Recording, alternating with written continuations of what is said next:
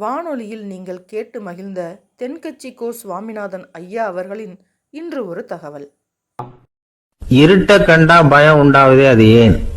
இப்படி ஒரு கேள்வியை ஒரு பெரியவர்கிட்ட கேட்டாங்க. அதுக்கு அவர் பதில் சொல்றார். மனிதனுடைய ஆதிகால வாழ்க்கையில தொற்றி கொண்ட பயம் இது இது வேரூன்றி இருக்குது, இன்னமும் போகல. 50,000 வருஷங்களுக்கு முன்னாடி மனுஷன் குகைகள்ல வாழ்ந்தான். பகல்ல பயம் இருக்காது, ராத்திரியில மிருகங்கள் தாக்கும், கொல்லும், நிம்மதியா தூங்க கூட முடியாது. அதனால இந்த மனுஷனுக்கு இரவுன்னா மரணம், பயம் அப்படின்னு பழகி போச்சு. மனிதர்களுடைய எல்லா மனசையும் சேர்த்து மொத்தமா ஒரு மனசு உண்டு. மனிதர்களுடைய நினைவு இந்த மொத்த மனசுல பதிஞ்சிருக்கு, பரவுது.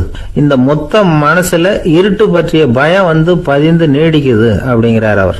இந்த காலத்துல இரவை பகலாக்கிறதுக்கு எவ்வளவோ விளக்குகள்லாம் வந்தாச்சு. ராத்திரியிலேயும் மிருகங்கள் தாக்குங்கிற நிலைமை இல்லை. பாதுகாப்பான வீடுகள், விலங்குகளும் விலகி போயிட்டு, விலங்குகள்லாம் விலகி போயிட்டு, வீடுகளும் பாதுகாப்பா இருக்குது. சரி, இருந்தாலும் அந்த பழங்கால பயம் இருட்டு பயம் இன்னமும் மனுஷனை விட்டு போகல. இன்னொரு விஷயம் என்னன்னா, இருட்டில இருந்து வெளிச்சத்துக்கு வராத மனிதர்கள் இன்னைக்கு அதிகம். ஒரு ஆளு ஆத்துக்கு மீன் பிடிக்கிறதுக்காக போனான், இன்னும் விடியல. அதுக்குள்ள வலையை எடுத்துட்டு கிளம்பி போயிட்டான். வெளிச்சம் வர்றதுக்கு முன்னாடியே போய் சேர்ந்துட்டான். விடிகிற வரைக்கும் என்ன பண்றது? சும்மா கரையிலேயே உட்காந்து காலாட்டிட்டு இருக்கிறான். காலில் ஏதோ ஒரு சின்ன மூட்டை தட்டுப்பட்டுது. இருட்டில் அது என்னன்னு சரியா தெரியல. மூட்டைக்குள்ள சின்ன சின்ன கல்லா நிறைஞ்சி இருக்குது. சும்மா பொழுது போகணுமேங்கிறதுக்காக இவன் அந்த மூட்டைக்குள்ள இருந்து ஒவ்வொரு கல்லா எடுத்து ஆத்துல வீசிக்கிட்டு இருக்கிறான். விடிகிற வரைக்கும் வேற வேலை இல்லைங்கிறதுனால எப்படி செஞ்சுக்கிட்டே உட்காந்துருக்கிறான். கிழக்க மெதுவா வெளிச்சம் தெரிய ஆரம்பிச்சது. பொழுது விடியறதுக்கான அறிகுறி. இதுக்குள்ள அந்த மூட்டையில இருந்த எல்லா கல்லையும் எடுத்து வீசி எறிஞ்சுட்டான். கடைசியா ஒரே ஒரு கல் மட்டும்தான் கையில பாக்கி இருந்தது. வெளிச்சம் வந்ததும் அந்த கல்லை பார்த்தான், அப்படியே திகைச்சு போயிட்டான்.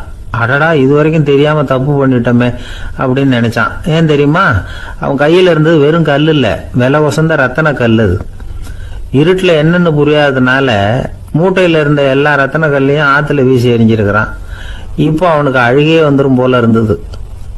வாழ்க்கையை வசதி ஆக்கிக்கிறதுக்கான வாய்ப்பு அவனுக்கு இருந்தது. இருந்தாலும் இருட்டுல அதை இழந்துட்டான்.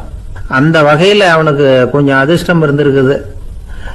அதாவது ஏதோ ஒரு வகையில இருந்திருக்குது. அதனாலதான் அந்த கடைசி கல்ல எரியறதுக்குள்ள வெளிச்சம் வந்துட்டுது. பல பேருக்கு அந்த அளவு கூட அதிர்ஷ்டம் வர்றது இல்லை.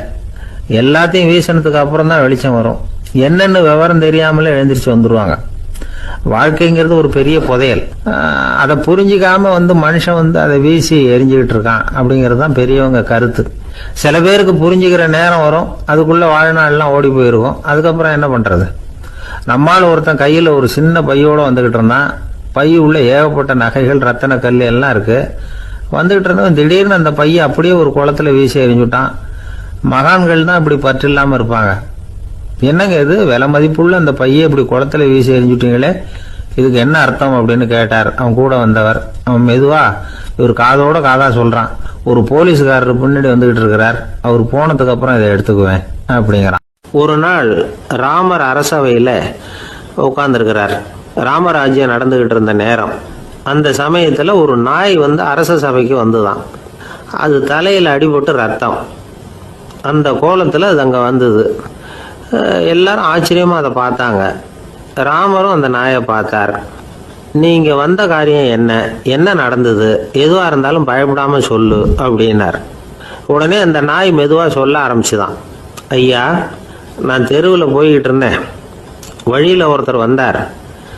அவர் வேத சாஸ்திரம்லாம் படித்த பெரியவர். அவர் எந்த காரணமும் இல்லாமல் அவர் கையில் வச்சிருந்த குச்சியால் என் தலையில் அடிச்சுட்டார். அதுதான் தலையில் ரத்தம். இதை நீங்கள் விசாரித்து தகுந்த தீர்ப்பு வழங்கணும் அப்படின்னு தான் அந்த நாய். ராமர் பார்த்தார். உடனே தன்னுடைய காவலர்களை அனுப்புனார்.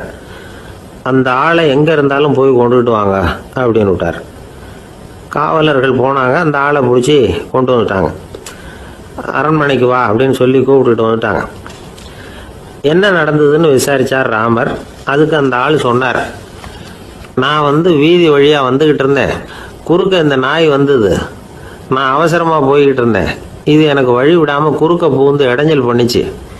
எனக்கு கோபம் வந்துட்டுது, அதனால அடிச்சுட்டேன். வேத சாஸ்திரம் படிச்ச நான் என் வசம் இழந்து கோபப்பட்டது பெரிய தப்பு தான். அதை நான் ஒத்துக்கிறேன். குற்றத்தை ஒப்புக்கொள்கிறேன், எனக்கு என்ன தண்டனை கொடுக்கணுமோ அதை கொடுங்க, ஏற்றுக்கிறேன் அப்படின்னு விட்டார். சரி, இப்போ அந்த ஆளுக்கு தண்டனை கொடுக்கணும். என்ன தண்டனை கொடுக்கறது யோசனை பண்ணார் ராமர். அதையும் அந்த நாய்கிட்டே கேட்டார். நீயே சொல்லு, என்ன தண்டனை கொடுக்கலாம் இவருக்கு அப்படின்னார். இதுக்கு அந்த நாய் என்ன சொல்லிச்சு தெரியுமா? இவரை ஏதாவது ஒரு கோயிலுக்கு தர்மகர்த்தாவா நியமனம் பண்ணி விடுங்க, அதுதான் இவருக்கு சரியான தண்டனை அப்படின்னுது. இதை கேட்டதும் ராமர் முகத்தில் புன்னகை. ஆனால் அங்கே இருந்த மற்றவங்களுக்கெல்லாம் ஆச்சரியம். அது எப்படி, தப்பு செஞ்சவங்களுக்கு தண்டனை கொடுக்கறது தானே நியாயம், அதை விட்டுவிட்டு தர்மகர்த்தா பதவியை கொடுக்க சொல்லுது இந்த நாய் அப்படிங்கிற ஆச்சரியம். இந்த சந்தேகத்தை அந்த நாய்கிட்டே கேட்டாங்க அங்கே இருந்தவங்க. இதுக்கு அந்த நாய் பதில் சொல்லிச்சான். நான் போன பிறவியில் ஒரு கோயிலுக்கு தர்மகர்த்தாவாக இருந்தேன். எவ்வளவோ கவனமாக எச்சரிக்கையாக தான் என்னுடைய கடமைகளை எல்லாம் செஞ்சுக்கிட்டு வந்தேன். அப்படி இருந்தாலும் சில சமயங்களில் என்னையும் மீறி கோயில் செல்வத்தை நான் அனுபவிக்கிறதுக்கு காரணமாயிட்டேன். ஒரு கோவிலுக்கு தர்மகர்த்தாவாக இருக்கிறவங்க எப்படியும் இந்த பாவத்திலேருந்து தப்பிக்கிறது கஷ்டம். அதனால தான் நான் இந்த பிறவியில் நாயாக பிறந்து இப்படி கஷ்டப்படுறேன். இதே நிலைமை இந்த ஆளுக்கும் ஏற்படணும் அப்படிங்கிறதுக்காக தான் அவரையும் ஒரு கோயிலுக்கு தர்மகர்த்தாவை நியமிக்கும்படி கேட்டுக்கிட்டேன் அப்படின்னு தான் இந்த நாய். இதிலேருந்து என்ன தெரியுது?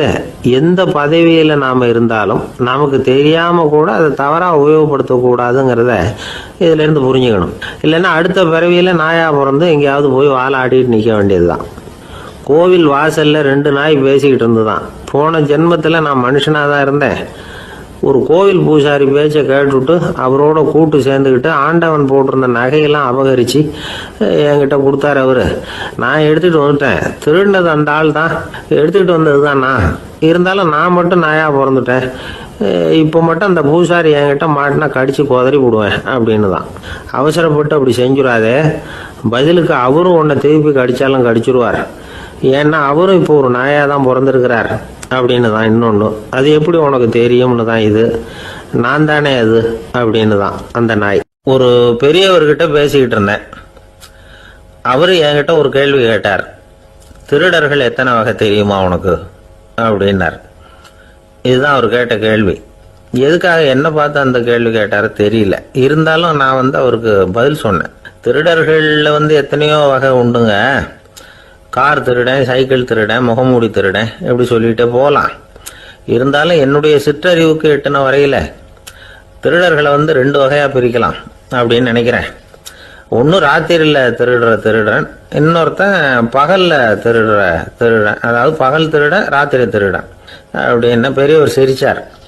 என்ன சிரிக்கிறீங்களே? என்ன கள்வர்கள் 4 வகை அப்படின்னு ஆரம்பித்தார். எப்படின்னு கேட்டேன். சாப்பாட்டுக்கு இல்லாமல் திருடுறாங்க பாருங்க, அது ஒரு வகையான். சாப்பாட்டுக்கு இருந்தும் திருடுறாங்க பாருங்க, அது ஒரு வகையான். இதை தவிர இன்னும் ஒரு 2 வகை திருட்டு உண்டு. அது என்னன்னா, ஆண்டவன் கிட்ட இருந்து நாம திருடுற திருட்டு. இன்னொன்று என்னன்னா, நம்ம கிட்ட இருந்து ஆண்டவன் திருடுற திருட்டு அப்படின்னார். எனக்கு ஒன்றும் புரியல.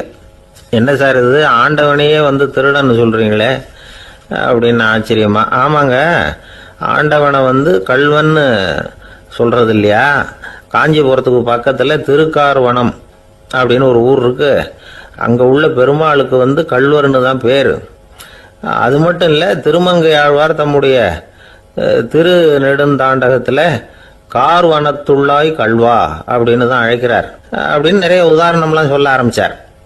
அதுக்கப்புறம் அவர்கிட்ட பேசி நான் புரிஞ்சுக்கிட்ட விவரங்களை தான் நான் இப்போ உங்ககிட்ட சொல்ல போகிறது. அதாவது அவர் சொன்ன முதல் வகை திருடர்கள் சாப்பாட்டுக்கு இல்லாமல் திருடுறவங்க. இவங்களை திருத்தி விடலாம். சாப்பாட்டுக்கு இருந்தும் பணம் சேர்க்கணுங்கிற ஆசையால் பொய் கணக்கெல்லாம் எழுதுறாங்க பாருங்க, அவங்க தான் 2வது வகை. 3வது வகை திருட்டு தான் மிகப்பெரிய திருட்டு. இறைவனுக்கு சொந்தமானதை நம்முடையதுன்னு நினைக்கிற திருட்டு. எது இறைவனுக்கு சொந்தமானது அப்படின்னா ஆத்மா. பகவானுக்கு சொந்தமான ஆத்மாவை நம்முடையதுன்னு நினைக்கிறது தான் அந்த மாபெரும் திருட்டு. இதுக்கு பேர் தான் ஆத்மாபகாரமா. சரி, இதுக்கு பரிகாரம் என்ன? எல்லாம் இறைவனுடையது, நமக்கு ஒன்றும் இல்லை அப்படின்னு நினைக்கிறது தான் இதுக்கு பரிகாரம். இதெல்லாம் இருக்கட்டும். 4வது திருட்டு ஒன்று சொன்னோம்ல, ஆண்டவன் நம்மகிட்ட இருந்து திருடுறது. அது எப்படி? ஆண்டவனை கள்வன்னு சொல்றாங்க, அது சரி. அவர் என்னத்தை திருடினார்?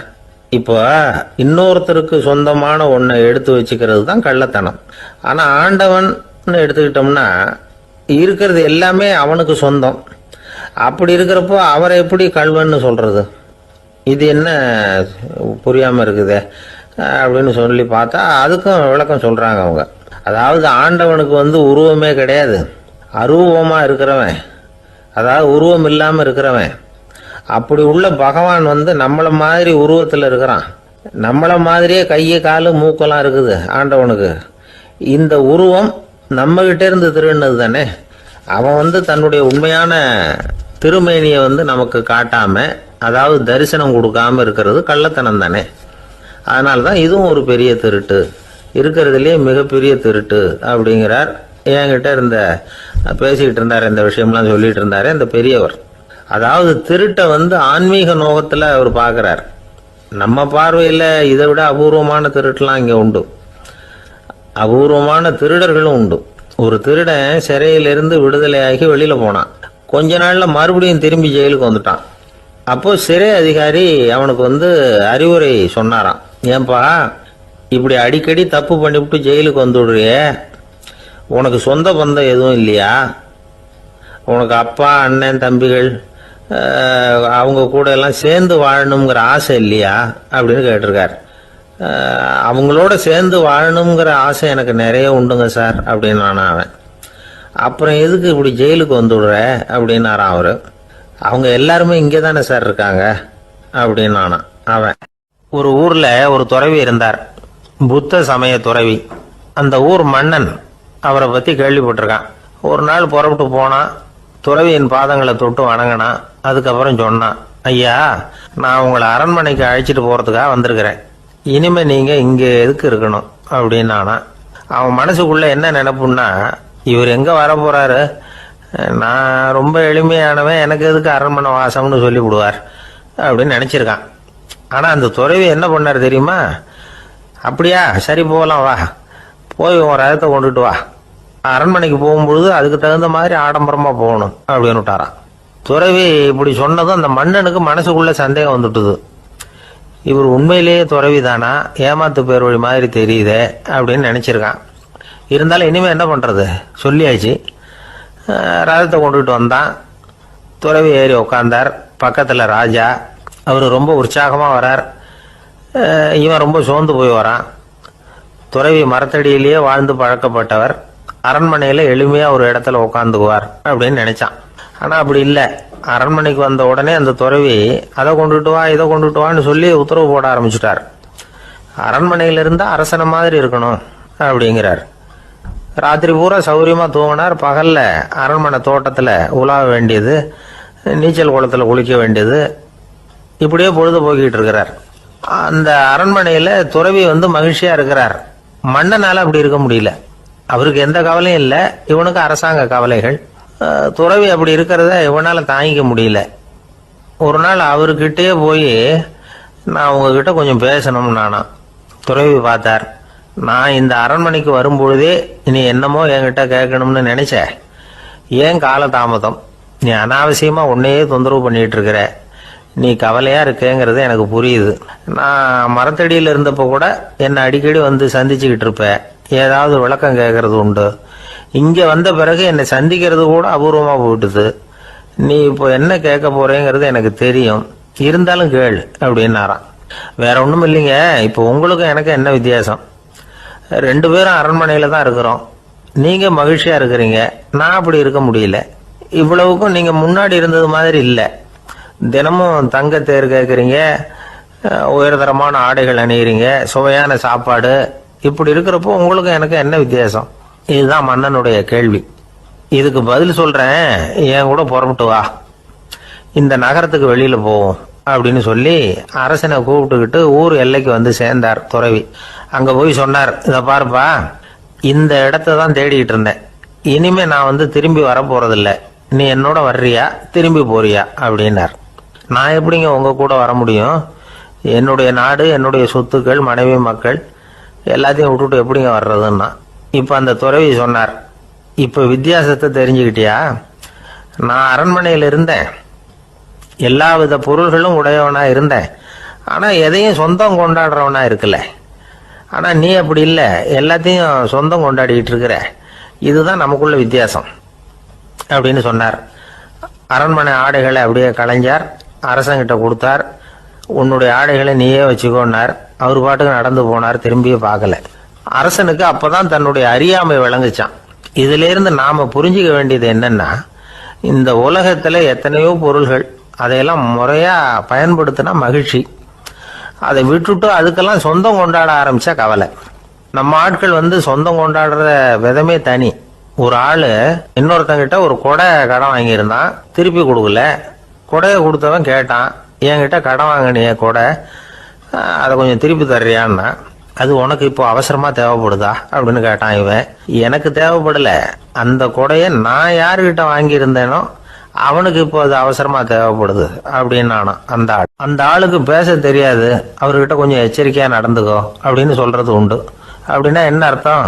அவர் இன்னமும் குழந்தையாவே இருக்கிறாரு, இன்னும் பேச்சு வரலன்னு அர்த்தம்? அப்படி இல்லை, அவருக்கு நாகரிகமா பேச தெரியலன்னு அர்த்தம். பேசுறதுங்கிறது மனுஷனால மட்டுமே முடியக்கூடிய ஒரு காரியம். அப்படி இருந்தும் அதோட பெருமையை அவன் இன்னமும் சரியா புரிஞ்சுக்கலன்னு தான் சொல்லணும். அதனாலதான் அவன் அளவுக்கு அதிகமா வார்த்தைகளை கொட்டி விடுறான். அதுக்கப்புறம் அதையெல்லாம் திருப்பி அள்ள முடியாம கிடந்து கஷ்டப்படுறான். கொட்டுன வார்த்தையை அள்ள முடியுமா? ஒருத்தரை இன்னைக்கு பார்த்து முட்டாள்னு திட்டி விடுறீங்க, நாளைக்கு மறுபடியும் அவர்கிட்ட போய் நேத்திக்கு உன்னை முட்டாள்னு சொல்லிவிட்டேன், அந்த வார்த்தையை திருப்பி கொடு, வாங்கிட்டு போயிடுறேன் அப்படின்னு நான் சொல்ல முடியும்? அவன் கோபக்காரனா இருந்தா நேத்திக்கு அதை வேற விதமா உங்களுக்கு திருப்பி கொடுத்துருப்பான். உலகத்துல எவ்வளவோ ஜீவராசிகள் இருக்கு, அதுக்கெல்லாம் வாய் இருக்குது. அந்த வாயெல்லாம் எதுக்கு உபயோகம்? சாப்பிட்றதுக்காக. ஆனா நமக்கு இருக்கிற வாய் சாப்பிட்றதுக்காக மட்டும் இல்லை, பேசுறதுக்காகவும் தான். பேச முடியலன்னா வாய் இருந்தா கூட அது வாயில்லா ஜீவன் தான். ஒரு பையனை பார்த்து அது வாய் உள்ள புள்ள பொழைச்சிக்கும் அப்படின்னா மற்ற பையன்களுக்கெல்லாம் முகத்துல வாயே இல்லைன்னு அர்த்தம்? அப்படி இல்லை, அந்த பையன் கொஞ்சம் கெட்டிக்காரத்தனமா பேசுவான்னு அர்த்தம். அதனால எப்படி பேசணும் அப்படிங்கிறத நாம முக்கியமா தெரிஞ்சுக்கணும். இதுக்கு 8 விதமான குறிப்புகளை நம்ம பெரியவங்க சொல்லியிருக்கிறாங்க. பேச்சுக்கு 8 அங்கங்கள் உண்டு அப்படின்னு அவங்க சொல்றாங்க. அதெல்லாம் என்னென்ன அப்படின்னா, உண்மை, நன்மை, அன்பு, நிதானம், இனிமை, ஆழம், சமயம் அறிதல், சபையறிதல். இந்த 8 தன்மையும் பேச்சில் இருக்கணுமா. இதையே கொஞ்சம் விவரமா சில பேர் போர்டில் எழுதி வச்சிருப்பாங்க. அதாவது எழுத்துலையாவது அதெல்லாம் இருக்கட்டுமே அப்படின்னு நினைச்சு நீங்க கூட சில இடங்கள்ல இதை பார்த்துருக்கலாம். அதாவது உண்மையே பேசுக, நன்மையே பேசுக, அன்பாக பேசுக, நிதானமாக பேசுக, இனிமையாக பேசுக, ஆழமுடையதாக பேசுக, சமயம் அறிந்து பேசுக, சபை அறிந்து பேசுக, இப்படி எழுதி வச்சிருப்பாங்க. இந்த 8 அம்சமும் சரியா பொருந்தி இருந்தாதான் அது பேச்சு. மற்றதெல்லாம் பேச்சாயிடாது. பேச்சு ஒரு சிறந்த கலை. எல்லாத்தையும் விட பேசாம இருந்தும் பழகணும், அது ரொம்ப முக்கியம். உண்மையே பேசணும். சத்தியத்துக்கு மதிப்பு கொடுக்கறவங்கள தான் சரித்திரம் மதிக்கும். உண்மை பேசினா மட்டும் போதாது, அந்த உண்மையில நன்மை கலந்துருக்கணும். கொலைகாரனுக்கு பயந்துக்கிட்டு ஒருத்தன் உங்க வீட்டுக்குள்ள ஒளிஞ்சிருக்கிறான். அந்த முரட்டை ஆசாமி கையில அறிவாளோட அவங்க வந்தானான்னு உங்ககிட்ட கேட்கறான்னு வச்சுங்க. உண்மைதான் உயர்வு தரும் அப்படின்னு நினைச்சுக்கிட்டு, ஆமா உள்ளதான் இருக்கிறான், அடுப்பங்கரையில குதிருக்கு பின்னாடி உட்காந்துருக்கிறான், போய் பிடிச்சிட்டு போங்க அப்படின்னு சொல்லுவீங்க? அது நன்மை இல்லாத உண்மை. அதனால பிரயோஜனம் கிடையாது. அதே மாதிரி உங்க பேச்சில் அன்பு இருக்கணும், நிதானம் இருக்கணும், இனிமை இருக்கணும், சிந்தித்து பேசணும், சமயம் அறிந்து பேசுறதும் முக்கியம். அதை பத்தி நமக்கு வேற யாரும் சொல்லிக் கொடுக்க வேண்டியதில்லை. எந்த நேரத்துல யாருக்கிட்ட எப்படி பேசினா காரியம் நடக்கும் அப்படிங்கிறது நமக்கு நல்லா தெரியும்.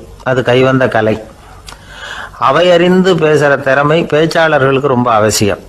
அது இல்லைன்னா நிலைமை பரிதாபமாயிடும். ஒரு பேச்சாளர் ரொம்ப மும்முரமா பேசிக்கிட்டே இருந்தாராம். ரொம்ப நேரம் நிறுத்தவே இல்லை, பேசிக்கிட்டே இருக்கிறாரு. சபையில் இருந்தவங்க எல்லாம் ஒவ்வொருத்தரும் எழுந்திரிச்சு போய்கிட்டே இருக்கிறாங்க. கடைசியில 2 பேர் தான் அக்கறையா பேசுறவரை கவனிச்சுட்டு உட்காந்துருந்தாங்களாம். மேடையில் பேசிக்கிட்டு இருந்தவர் அவங்கள பார்த்து சொன்னாராம், எனக்கு கூட்டம் முக்கியம் இல்லை, எவ்வளவு பேர் என் பேச்சை கேட்குறாங்க அப்படிங்கிறது முக்கியம் இல்லை.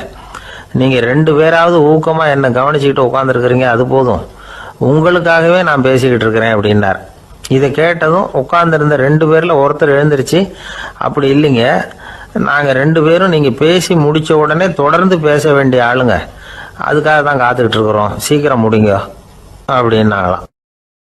ஒரு ஊர்ல ஒரு புகழ்பெற்ற பத்திரிகையாளர் இருந்தார். அவர் ஒரு நாள் திடீர்னு இறந்து போயிட்டார். அதுக்கப்புறம் நேராக சொர்க்கத்துக்கு போனார். சொர்க்கத்தின் வாசலில் நின்றுகிட்டு இருந்த ஒருத்தர் அவரை தடுத்தார். இதை பாரு, ஏற்கனவே இங்கே 12 பத்திரிகையாளர்கள் இருக்கிறாங்க, அவங்களுக்கே இங்கே வேலை இல்லை. அதுக்கு என்ன காரணம்னா, சொர்க்கத்தில் திடுக்கிடும் செய்திகள்லாம் ஒன்றும் கிடையாது. அப்படி என்ன இருக்க போகுது இங்கே எல்லாம் அது ஒழுங்காக நடந்துகிட்டு இருக்கோம். எல்லாம் ஒழுங்காக நடந்தால் பத்திரிகைகளுக்கு சுவாரஸ்யமான கொலை கொள்ளை தீ வைப்பு இது மாதிரி எதுவும் இங்கே இல்லை. ஏற்கனவே இங்கே இருக்கிறவங்க எல்லாரும் மரத்தடியில் உட்காந்துக்கிட்டு தியானம் பண்ணிகிட்டு இருக்கிறாங்க. அந்த ஒரே செய்தி தான் தினமும் இங்கே வந்துக்கிட்டு இருக்குது. அதை படிக்கிறதுக்கே இங்கே ஆள் கிடையாது. அதனால் நான் என்ன சொல்கிறேன்னா, நீ பேசாமல் நரகத்துக்கே போயிடு. அங்கே எவ்வளவோ நிகழ்ச்சிகள் நடந்துக்கிட்டு இருக்கு. அங்கே தான் அதிகமான பத்திரிகையாளர்கள் தேவைப்படுறாங்க. அங்கே உனக்கு நிறைய வேலை இருக்கும். அதை செய்கிறதில்ல நீயும் மகிழ்ச்சியாக இருக்கலாம் அப்படின்னு சொன்னாராம். அங்கே அந்த சொர்க்கத்தின் வாசலில் நின்றுக்கிட்டு இருந்தவர். இந்த பத்திரிகையாளர் அங்கேயே நின்று கொஞ்சம் யோசனை பண்ணார். இவருக்கு சொர்க்கத்திலே இருக்கணும்னு தான் ஆசை. அதனால மெதுவாக அவர்கிட்ட பேசினாராம். ஐயா, என்னை ஒரு 24 மணி நேரம் இங்கே உள்ளே இருக்கிறதுக்கு அனுமதி கொடுங்க. இங்கே இருக்கிற பல பத்திரிகையாளர்களை எனக்கு தெரியும். அவங்களில் சில பேரை சமாதானப்படுத்தி மெதுவாக பேசி நரகத்துக்கு அனுப்பி வச்சுட்றேன். நான் இங்கே இருந்துக்கிறேன். உங்கள் கணக்குப்படி 12 பேருக்கு மேலே இங்கே தாண்டாது, அப்படி பார்த்துக்கிறேன் அப்படின்னாராம். அவரும் யோசனை பண்ணி பார்த்துட்டு, சரி அப்படியே உனக்கு அனுமதி கொடுக்குறேன், ஆனால் ஒரு விஷயம், 24 மணி நேரம் தான் அனுமதி, அதுக்குள்ளே எல்லாம் நடக்கணும் அப்படின்ட்டுருக்கார். சரின்னு சொல்லிவிட்டு இந்த பத்திரிகையாளர் உள்ளே போனார். யோசனை பண்ணார். திட்டம் போட்டு ஒரு பொருளையை கிளப்பி விட்டார். சக பத்திரிகையாளர்கள் எல்லாம் கூப்பிட்டு சொன்னாராம். இதை பாருங்க, நரகத்தில் ஒரு பெரிய தினசரி பேப்பரை கொண்டுகிட்டு வர்றதுக்காக திட்டம் போட்டுக்கிட்டு இருக்காங்க. அதுக்கு பல அதிகாரிகள் தேவைப்படுறாங்க. நிறைய சம்பளம் கிடைக்கும். யார் யாரெல்லாம் நரகத்துக்கு போக ஆசைப்படுறாங்களோ அவங்கெல்லாம் போகலாம் அப்படின்னு ஒரு பொருளையை கிளப்பி விட்டார். 24 மணி நேரம் கழித்து வாசல் பக்கம் போனார். அங்கே இருந்தவர்கிட்ட எத்தனை பேர் வெளியேறினாங்கன்னு விசாரிச்சாராம். அப்போ அவர் இவரை, நீ வெளியே போகக்கூடாது, முதல்ல உள்ளே தான் இருக்கணும் அப்படின்னு தடுத்தாராம். அப்புறம் சொன்னாராம், நீ சொன்ன செய்தியை கேட்டதும் இங்கே இருந்த எல்லா பத்திரிகையாளர்களுமே நரகத்துக்கு போயிட்டாங்கப்பா, உள்ளே யாருமே இல்லை, அதனால் நீ உள்ளே இருக்கலாம் அப்படின்னாராம். இதை கேட்டதும் இந்த பத்திரிகையாளரே குழம்பி போயிட்டார். ஒருவேளை உண்மையிலேயே நரகத்தில் புதுசாக பத்திரிகை ஏதாவது ஆரம்பிக்க போகிறாங்களோ அப்படின்னு அவரே நினைக்க ஆரம்பிச்சிட்டாராம். அப்புறம் சொன்னாராம், ஐயா என்னை விட்டுருங்க, நான் நரகத்துக்கே போயிடுறேன், அங்கே ஏதோ விசேஷம் இருக்கணும் அப்படின்னாராம். இல்லைன்னா இத்தனை பேரும் ஒட்டு மொத்தமாக அங்கே போகிறதுக்கு சான்ஸே இல்லை, என்னை தடுக்காதீங்கன்னு கெஞ்ச ஆரம்பிச்சிட்டாராம். மற்றவங்க நம்பணுங்கிறதுக்காக ஒரு பொருளையை கிளப்பி விட்டார். கடைசியில் தானே அந்த பொருளைக்கு ஆளாயிட்டார். அதாவது பிறரை ஏமாற்றிய அவரது மனம் கடைசியில் அவரையே ஏமாற்ற ஆரம்பிச்சுட்டு பாருங்க. நீங்கள் இப்படி அடுத்தவங்களை ஏமாத்துறதுக்கு உங்கள் மனசை பழக்கப்படுத்துறீங்க, ஆனால் கடைசியில் அதனால் நீங்களே ஏமாற்றப்படுகிறீர்கள் அப்படிங்கிறது பெரியவர்களுடைய புத்திமதி. அதனால் உங்கள் மனசுக்கிட்ட ரொம்ப எச்சரிக்கையாக இருங்கோ அப்படிங்கிறாங்க. நம்ம ஆளுங்க அங்கே போய் என்ன சொல்லுவாங்கன்னா, இந்த பாரு அங்கே போகாத இங்கே போகாதன்னு பயமுறுத்துறது உண்டு. சில பேர் அங்கே பேய் இருக்குது, பிசாசு இருக்குது அப்படின்னு பொருளையை கிளப்பி விடுறது உண்டு. இருட்டு நேரம் காட்டு வழியாக ஒருத்தன் போய்கிட்டு இருக்கிறான். அங்கே பேய் பிசாசு நடமாட்டம் இருக்கிறதாக வதந்தி. இவன் பயந்துக்கிட்டே வேகமாக போகிறான். காடு முடிஞ்சு மெயின் ரோட்டுக்கு வந்து சேர்ந்தான். அப்பாடா, ஒரு பஸ்ஸு நின்றுட்டு இருக்கு தனியாக. இருட்டில் லேசாக தெரிஞ்சுது. ஓடி போய் ஏறி உள்ளே உட்காந்துக்கிட்டான். பயந்துக்கிட்டே போனவன் அப்புறம் தான் தெரியுது உள்ள யாருமே இல்லை, டிரைவரும் இல்லை, கண்டக்டரும் இல்லை, வேற யாரும் இல்லை. இவனுக்கு பேய் பயம் அதிகமாக போட்டுது. ஏன்னா நடு ராத்திரி. இந்த நேரம் பார்த்து அந்த பஸ்ஸு தானே நகர ஆரம்பிச்சுதான். இவனுக்கு இன்னும் பயம் அதிகமாக போட்டுது. ஏன்னா டிரைவர் சீட்டு காலியாக இருக்குது, பஸ்ஸு நகருது. இவன் உடம்பு பூரா நடுங்க ஆரம்பிச்சுட்டுது. வீல்னு கத்தலாமான்னு பார்த்தான். அந்த நேரம் பார்த்து அவன் தோளில் ஒரு கை விழுந்துதான். திடுக்கிட்டு திரும்பி பார்த்துருக்குறான். அங்கே டிரைவர் நிற்கிறார். அவர் சொன்னாராம், ஏன்பா ஏற்கனவே பஸ்ஸு பிரேக் டவுன், நாங்கள்லாம் பின்னாடி இறங்கி நின்று தள்ளிட்டு இருக்கிறோம், நீ மட்டும் ஜாலியாக ஏறி உக்காந்துக்கிட்டியா, இறங்கி வந்து தள்ளுப்பா அப்படின்னாராம். 2 பேர் சுவாரஸ்யமாக பேசிகிட்டு இருக்கிறப்போ குறுக்க புகுந்து தொந்தரவு பண்ணுறதுக்குன்னே சில பேர் இருப்பாங்க. அது ரொம்ப இடைஞ்சலாக இருக்கும். இதே மாதிரி மின்காந்தம் கூட குறுக்க புகுந்து தொந்தரவு பண்ணும். கடைசியில் அது ஒரு பெரிய இடைஞ்சலில் கொண்டாந்து விட்டுரும்.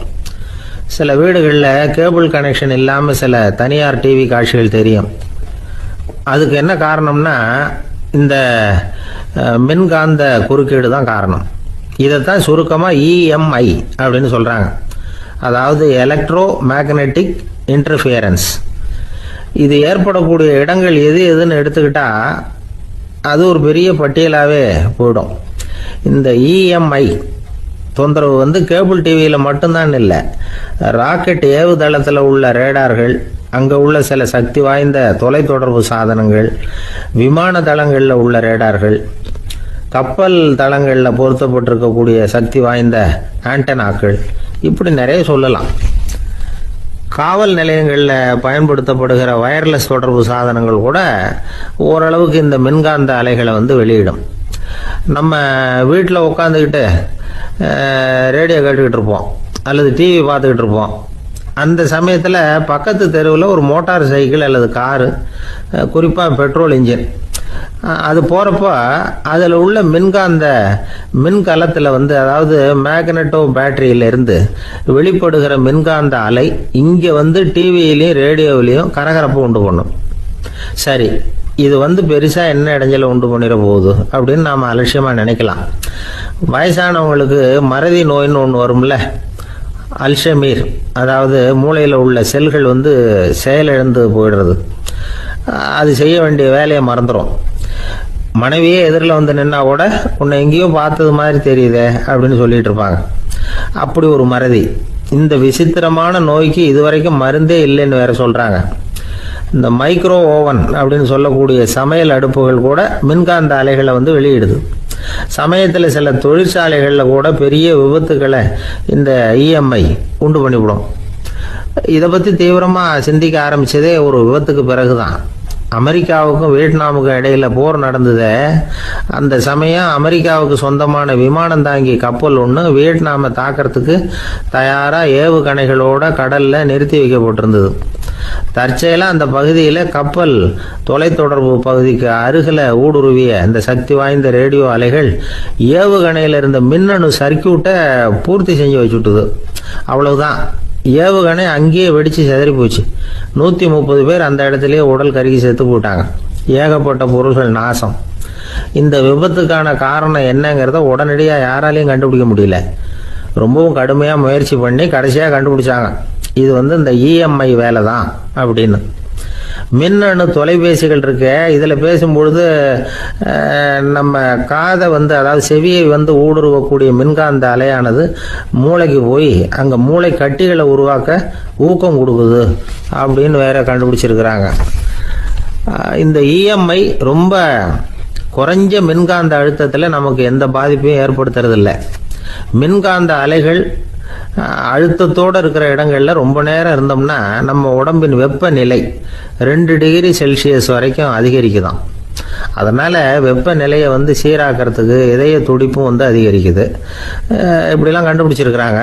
இப்போல்லாம் இந்த மின்காந்த குறுக்கீடுகளை தடுக்கிறது எப்படி அப்படின்னு விஞ்ஞானிகள் யோசனை செய்ய ஆரம்பிச்சிருக்கிறாங்க.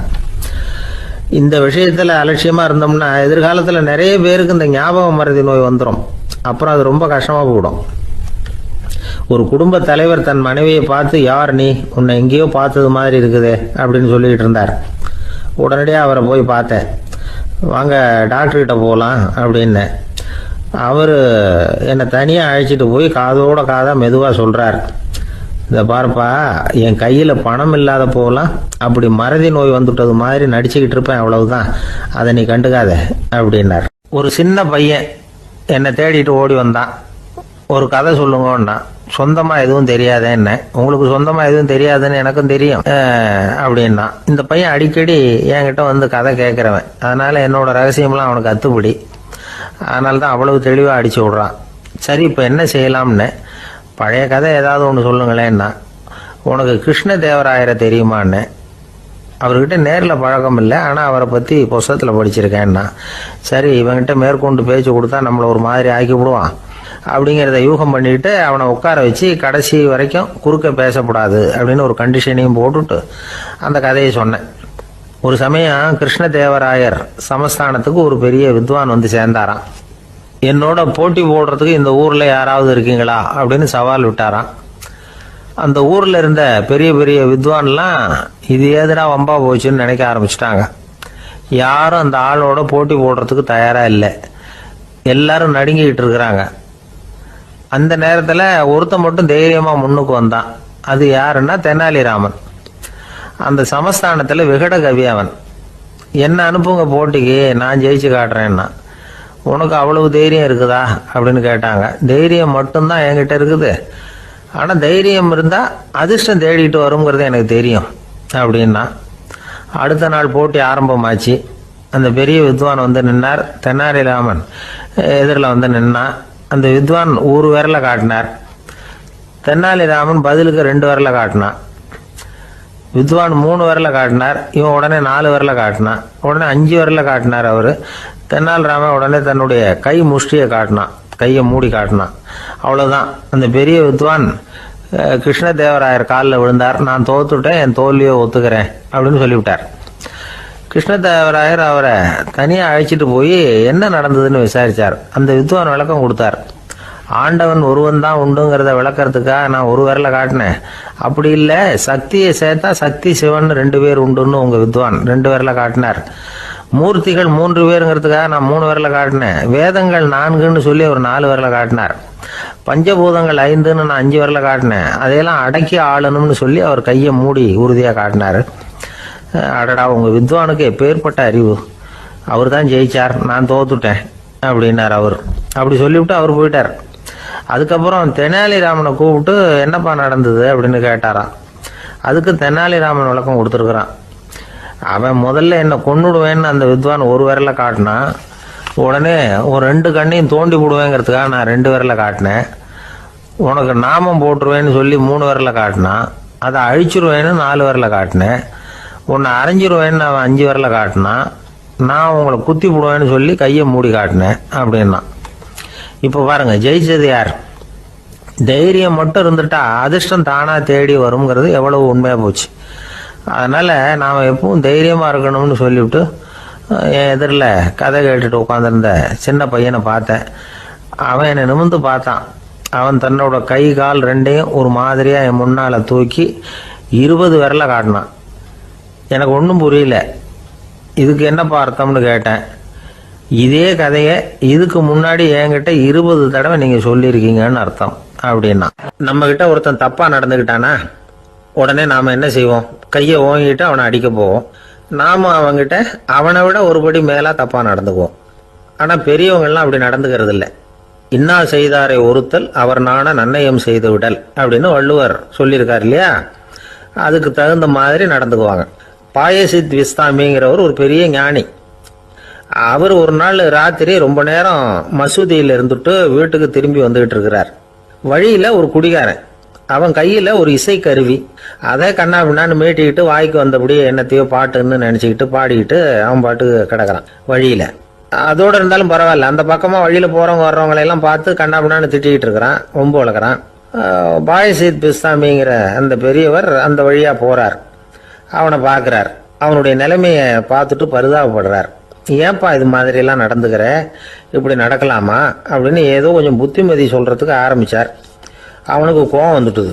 கையில் வச்சிருந்த வாத்திய கருவி அதால ஓங்கி அந்த பெரியவர் தலையில ஒரு அடி கொடுத்தான். ரத்த காயம் ஏற்பட்டு போச்சு. அவன் கையில இருந்த இசை கருவியும் அடிச்ச வேகத்துல 2ஆ உடஞ்சி போச்சு. அவ்வளவு வேகமா அடிச்சிருக்கான். இவ்வளவு தூரத்துக்கு நடந்து போச்சுல்ல.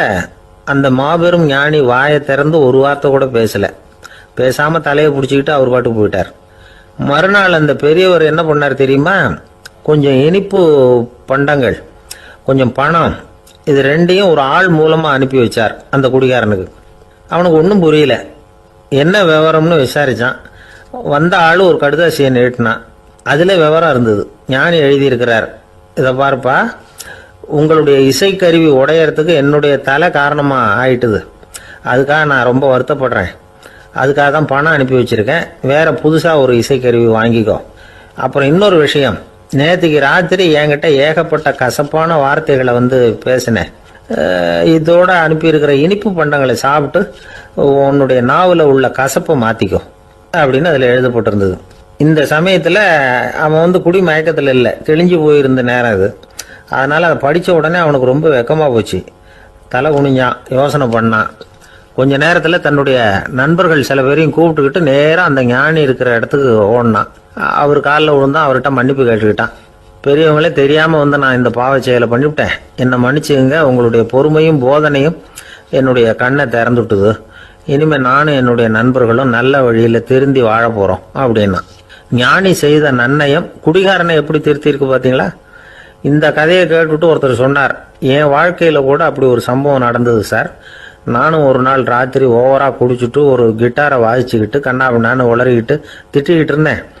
அந்த சமயம் அந்த வழியாக ஒருத்தர் வந்தார். ஓங்கி தலையில் ஒரே ஒரு அடி, ரத்தம் வந்துட்டுது. அதுக்கப்புறம் என் மனசு தெரிந்துவிட்டுது சார் அப்படின்னார். அப்படியா என்ன ஆச்சரியமா? ஆமாம் சார், அடி விழுந்தது அவர் தலையில் இல்லை, என் தலையில். வந்தவர் என்ன அப்படி அடிச்சுட்டார். மயக்கம் தெளிஞ்சதுக்கு அப்புறம்தான் எனக்கு விவரம் புரிஞ்சுது, அவர் ஒரு போலீஸ்காரரு அப்படின்னார் ரொம்ப சோகமாக. இந்த காலத்து புள்ள ஒருத்தன் தன்னோட அப்பாவை பார்த்து சொன்னான், அப்பா நான் உனக்கு உதவி செய்யலாம்னு நினைக்கிறேன், என்ன உதவி செய்யணும்னு சொல்லு அப்படின்னா. நீ சும்மா இருந்தால் அதுவே எனக்கு செய்கிற பெரிய உதவிடா அப்படின்னார் அப்பா. சும்மா இருக்கிறதும் ஒரு உதவி தான், அது மாதிரி மௌனமும் ஒரு சமூக சேவை தான் அப்படிங்கிறார் காஞ்சி பெரியவர். நமக்கு 5 புலன்கள் இருக்குது, மெய் வாய் கண் மூக்கு செவி.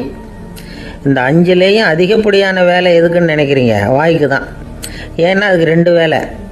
இப்போ கண்ணுக்கு பார்க்குறது மட்டும்தான் வேலை, காதுக்கு கேட்குறது மட்டும்தான் வேலை, மூக்குக்கு வாசனை அறியறது தான் வேலை, உடம்புக்கு உணர்றது மட்டும்தான் வேலை. ஆனால் வாய் அப்படி இல்லை, அதுக்கு 2 வேலை. சாப்பிட்றதும் அதுதான், பேசுகிறதும் அதுதான்.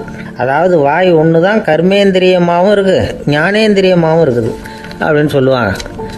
சாப்பாட்டில் உட்காந்தா எந்தெந்த ஆகாரம் என்னென்ன ருசின்னு அறிவிக்கிற வேலையும் செய்யுது. சபையில் உட்காந்தா பாடுறது, பேசுறது, சிரிக்கிறது, இது மாதிரியான வேலையும் செய்யுது. இன்னொரு வித்தியாசம், கண்ணு காது மூக்கெல்லாம் ஸ்ட்ரெயின் பண்ணிக்கிட்டு வேலை செய்கிறதில்ல. ஒரு ரோஜா பூவை பார்த்தா உடனே மூக்கு அப்படியும் இப்படியும் அசைய ஆரம்பிக்கிறதில்ல. ஒரு சங்கீதத்தை கேட்ட உடனே காது ஆட ஆரம்பிக்காது. ஆனால் வாய் அப்படி இல்லை, அது பேசினாலும் சரி சாப்பிட்டாலும் சரி அசைஞ்சு தான் ஆகணும். ஆக மற்றதை விட வாய்க்கு வேலை ஜாஸ்தின்னு தெரியுது. சாப்பிட்றது பேசுறது அப்படின்னு 2 காரியம் அதுக்கு. இப்படி 2 காரியம் இருக்கிறதுனால அது 2ஐயும் பாதியாக குறைச்சிக்கணுங்கிறது கடவுள் அபிப்பிராயமாக இருக்கணும் அப்படிங்கிறார் காஞ்சி பெரியவர். ஆனால் இப்போ நாம் அப்படியா நடந்துக்கிறோம்? அதுக்கு நேர்மாறாக நடந்துக்கிறோம். நாம் சாப்பிட்றதும் அதிகம், பேசுகிறதும் அதிகம், 2 வேலையையும் தேவைக்கு அதிகமாகவே செய்கிறோம். வாய் தான் ரொம்ப ஓவர் ஒர்க்குடு. அதுக்கு ஓய்வு கொடுத்தா உடம்பும் நல்லாயிருக்கும், உலகமும் நல்லாயிருக்கும். மௌன விரதம் இருக்கிறதெல்லாம் எதுக்காக நினைக்கிறீங்க? இதுக்காக தான். இந்த காலத்தில் மௌனமாக இருக்கிறவங்கெல்லாம் மகத்தான தொண்டு செய்கிறாங்க அப்படின்னு தான் சொல்லணும். சத்தம் அதிகமாக போய் தான் சவுண்டு பொல்யூஷன் வருது. அது மட்டும் இல்லை, மௌனமாக இருந்தால் சண்டை சச்சரவே வராது. மௌனம் கலக நாஸ்தி. ஆக இதுவும் ஒரு சமூக சேவை தான். நமக்கு தான் வாய் இருக்குதுங்கிறதுக்காக வசமாக சாப்பிட்றதும் தப்பு, வளவளன்னு பேசுகிறதும் தப்பு. ஒரு கருத்தை சொல்கிறதுக்கு ஒரே ஒரு சொல்லு போதும் அப்படின்னு இருக்கும்பொழுது 2 சொற்களை செலவு பண்ணாதே. எவ்வளவு சொன்னாலும் அதனால் ஒரு பயனும் விளையாது அப்படின்னு தெரிய வருமேயானால் அந்த ஒரு சொல்லையும் விரயம் பண்ணாதே அப்படிங்கிறார் ஒரு அறிஞர். எல்லா குணங்கள்லேயும் மௌனம்தான் சிறந்தது அப்படிங்கிறார் ஒருத்தர். மௌனமாக இருக்கிறது மூலமாக மற்றவர்கள் குறைகளை நம்மளால் தெரிஞ்சிக்க முடியும். அதே சமயத்தில் நம்மகிட்ட இருக்கிற குறைகளை மற்றவங்களுக்கு தெரியாமல் மறைச்சிக்கவும் முடியுங்கிறார் அவர். உண்மைதானே? ஒரு பெரிய மேடை பேச்சாளர், பொது வாழ்க்கையில் 25 வருஷ காலமாக ஈடுபட்டிருக்கிறவர். அவர் மனைவி ஒரு நாள் சொன்னாங்க, எங்கள் வீட்டுக்காரர் 25 வருஷ காலமாக பொது வாழ்வில் ஈடுபட்டிருந்தா கூட இந்த மாதம் 10ஆம் தேதியிலேருந்து தான் மக்களுக்கு சேவை செய்ய ஆரம்பிச்சிருக்கார் அப்படின்னு நாங்கள் ரொம்ப பெருமையாக. 10ஆம் தேதிக்கு அப்படி என்ன விசேஷம் அப்படின்னு கேட்டோம். அன்னையிலேருந்து தான் அவர் மேடையில் பேசுகிறத நிறுத்தினார் அப்படின்னாங்க அந்த அம்மா. கணவன் மனைவி அன்பாக இருக்கணும், ஒருத்தர் நல்லா புரிஞ்சுக்கணும், விட்டு கொடுக்குற மனப்பான்மை வேணும். அதுதான் ஒரு நல்ல குடும்பம். இன்றைக்கி பல குடும்பங்களில் அர்த்தமில்லாத சண்டைகள் தான் அதிகம். கிராமப்புறங்களில் வேடிக்கையாக ஒரு கதை சொல்லுவாங்க. ஒரு ஊரில் ஒரு ஆள் இருந்தான், வேலை வெட்டி இல்லாமல் சும்மாவே இருந்தான். அவனுக்கு கல்யாணம் பண்ணி வச்சாங்களாம். மனைவி சேர்ந்தா, சும்மாவே உட்காந்துருக்கிறியே, ஏதாவது சம்பாதிக்கிற வழியை பாரு அப்படின்ட்டுருக்கா. அதுக்கு தான் யோசனை பண்ணிகிட்டு இருக்கிறேன், ஒரு அருமையான ஐடியா அப்படின்னானா. என்ன அது சொல்லு அப்படின்ட்டுருக்கா. அவ ஒரு ஆட்டுக்குட்டி வாங்க போகிறேன்ருக்கான். அதை வாங்கி என்ன பண்ண போகிறேன்னா, அந்த குட்டி வளரும், பெருசாகும், அதுக்கப்புறம் அது நிறைய குட்டி போடும் அப்படின்ட்டுருக்கான். சரி, அப்புறம் என்ன, அதையெல்லாம் சந்தையில் கொண்டுட்டு போய் விற்றுவிட்டு அந்த காசுக்கு ஒரு எருவு மாடு வாங்கலாம். சரி, அது எதுக்கு? எருவு மாடு நிறைய பால் கொடுக்கும், அதை கொண்டுகிட்டு போய் பால் பண்ணையில் கொடுப்பேன், அல்லது நானே விற்றுருவேன், கை நிறைய காசு கிடைக்கும். அதுக்கப்புறம் ஒரு பசுமாடு வாங்குவேன், பாலையும் விற்கலாம், நாமளும் காய் போட்டு சாப்பிட்லாம், இப்படிலாம் சொல்லியிருக்கான். அப்போ அந்த பொண்ணு சொல்லிச்சான், அடுத்த தெருவில் இருக்கிற எங்கள் அம்மா வீட்டுக்கும் கொஞ்சம் பால் கொடுத்து அனுப்பலாம் அப்படின்ட்டுருக்கா அந்த பொண்ணு. இந்த இடத்துல கணவனுக்கு கோவம் வந்துட்டுது. அது எப்படி உங்கள் அம்மா வீட்டுக்கு எதுக்கு கொடுக்கணும், அதெல்லாம் முடியாதுன்றிருக்கான்.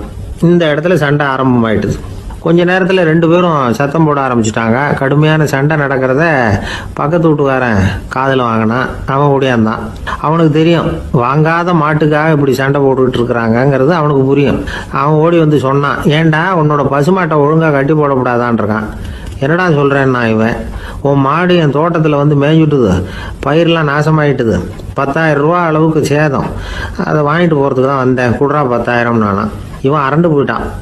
அப்புறம் சொன்னான், டே நான் இன்னும் மாடே வாங்கலையே, அதுக்குள்ளே அது வந்து எப்படிடா உன் தோட்டத்தில் மேயும், என்னடா உளறேன்ருக்கான். நீ தாண்டா இப்போ உளறிக்கிட்டு இருக்க, மாடே வாங்கலை, அதுக்குள்ளே எப்படிடா வந்து உன்னுடைய மனைவி அவங்க அம்மா வீட்டுக்கு பால் கொடுத்து அனுப்ப முடியும் அப்படின்னு அவன் கேட்டானா. நம்மளால இப்போ தான் புத்தி வந்துதான். அர்த்தமே இல்லாத சண்டை போட்டுக்கிட்டு இருக்கிறோம் அப்படிங்கிறத அவன் புரிஞ்சுக்கிட்டானான். இது நம்ம முன்னோர்கள் சொல்லியிருக்கிற ஒரு கதை. சண்டையில் தான் அர்த்தம் இல்லையே தவிர கதையில் அர்த்தம் உண்டு. அதாவது இல்லாத விஷயங்களுக்காக சண்டை போட்டுக்கிட்டு இல்லறத்தை வீணாக்கிக்கிட்டு இருக்கிற மனிதர்கள் இன்றைக்கு நிறைய பேர் இருக்கிறாங்க. ஒருத்தன் தன்னுடைய மனைவியை பற்றி மாமனார்கிட்ட புகார் சொன்னானா, மாமா உங்கள் பொண்ணு அர்த்தமில்லாத சண்டை போடுறா, எதுக்கு எடுத்தாலும் எடுத்தெறிஞ்சு பேசுகிறா அப்படின்ட்டுருக்கான். நீ எப்படி மாப்பிள்ளை அதை சமாளிக்கிற அப்படின்னு கேட்டிருக்காரு அவரு. அவள் எடுத்தெறியறது என் மேலே படாமல் ஒதுங்கி நின்றுக்கிறேன் அப்படின்னு நானா இவன்.